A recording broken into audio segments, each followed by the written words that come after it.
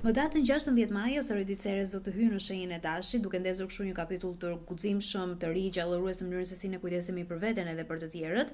Ceres është gati që të shpërthejë në shenjën e Dashit, dhe të na mësoj se kujdesi për veten në fakt është një akt dashurie, jo vetë përqendrimi.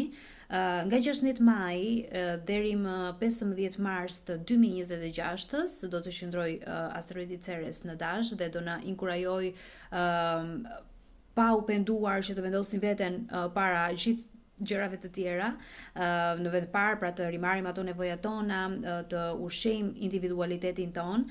Ceres në Dash na kujtojnë që të jemi ata që e njohin veten më mirë se gjithkusht tjetër dhe na ftojnë që të ndërmarrim veprime, lëvizje dhe të kemi vetpohime.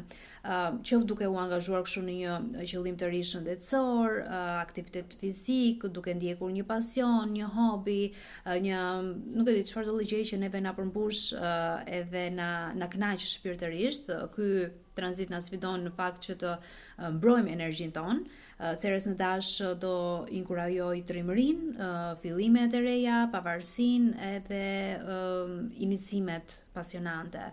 Kjo është një kohë e fuqishme për gjithë ata që në fakt kanë pozicione të spikatura në Dash, që kanë diellin të Dashi, ascendentin, hënën, apo që kanë asteroidin Ceres në Dash, kështu që duhet kontrolloni hartat tuaja të lindjes, sepse do të ketë ndikim jo pak ky tranzit.